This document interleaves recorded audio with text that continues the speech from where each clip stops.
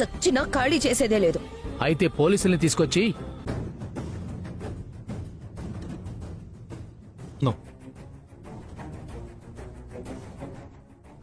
అలా వంచేదే లేదు, తల దించేదే లేదు. కావాలంటే దుక్కు తినిపోవాలి. అవును, నా చెవిదిద్దులు మీరు భయపడేవారు. ఇప్పుడు ఆస్తి లేదనేసరికి, మతి స్థిమితం లేదని ఇలా నా మాట, పెట్టిన సంతకం, చేసిన వాగ్దానం. మా వాటా మేము రాబట్టుకుంటాం. కోర్టుకి వెళ్లి తీరతాం. వేస్తారా?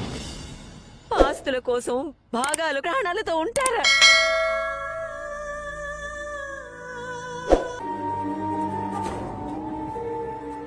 ఆయనే లే.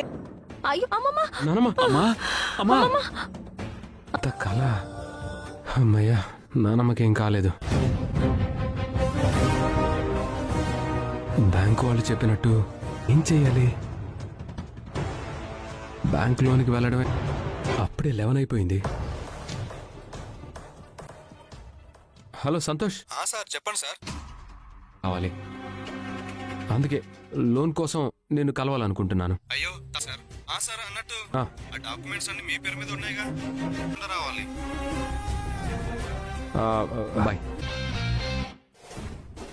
అబ్బబ్బబ్బబ్బబ్బబ్బా, సహాయం చేయాలి కదరా. రే, నువ్వు సహాయం చేయడానికి రావురా, నన్ను పీక్కు తినడానికి వస్తావు రా.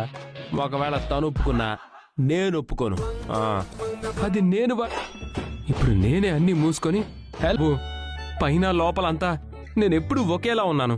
వచ్చిందా? అందుకే నా దగ్గరకు వచ్చారా అంటే ఏం చెప్తావు?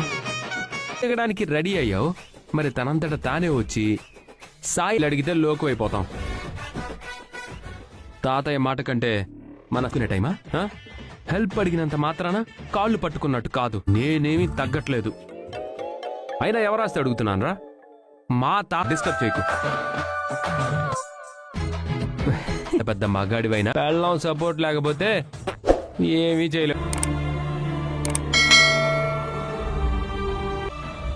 ఆయన తిరిగి మామూలు మనిషి ఎప్పుడవుతారు? ముందే చెప్పాను కదండి, కోమా పేషెంట్. అప్పటి వరకు మీలాగే మేము కూడా ఎదురు చూస్తున్నాం. నిలువెత్తు మంచితనాన్ని మా నుంచి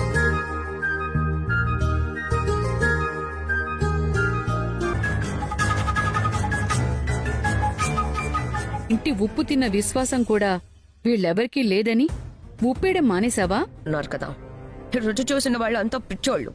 నోట్లో నాలుగే. ఎవరికి? నీకా? నీ పుట్టింట్లో చెల్లు మా ఇంటి నుంచి బయటికి గెంటేయాలి అన్నా, హీనంగా చూడాలి.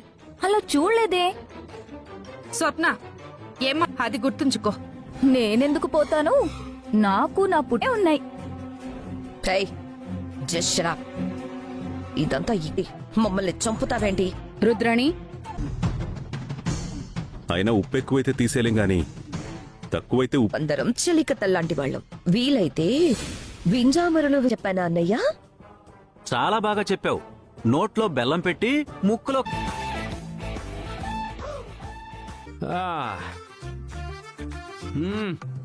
ఏంటి కలావతి? అరే, కమ్మటి వాసన వస్తుంది. పైగా ఈ వాసన. నానమ్మా, కళావతి వంటకి వంక పెట్టేవాళ్ళు మూసుకోవాలి.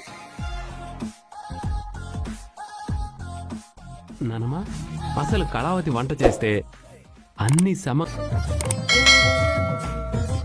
పొగడ్తలాపి కళావతి వడ్డించు నువ్వు. సరేనండి.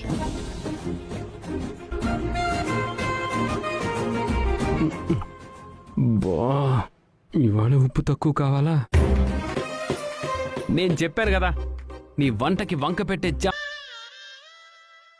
విశ్వాసం ఏంటి నానమ్మా? ఏమీ లేదులేరా, నువ్వు తిను. అయ్యో, అలా అను. చాలా రుచిగా చేసావులే కావ్యం. నిన్న మొన్నటిదాకా పెళ్ళాన్ని వదిలేసి తిరిగిన రాజ్ ఇవాళ ఏమర్థం అత్తా? ఇప్పుడు యావదాస్తి కావ్య పేరు మీద ఉంది. ఏంట?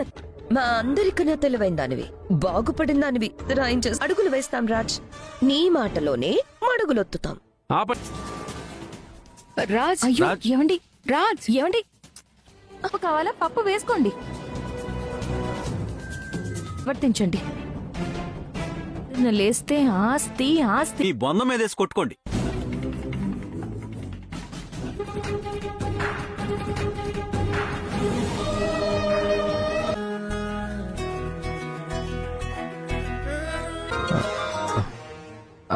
హాయ్ పొట్టి.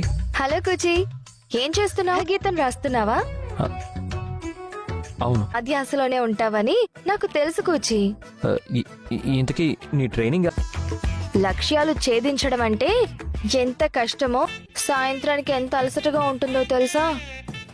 పక్కనే నువ్వు ఉండి ముందు మనం తలెత్తుకొని తిరగలం. నా గురించి ఆలోచించట్లేదు, ఇష్టంగా భరిస్తున్నా. నీకొక ముఖ్యమైన విషయం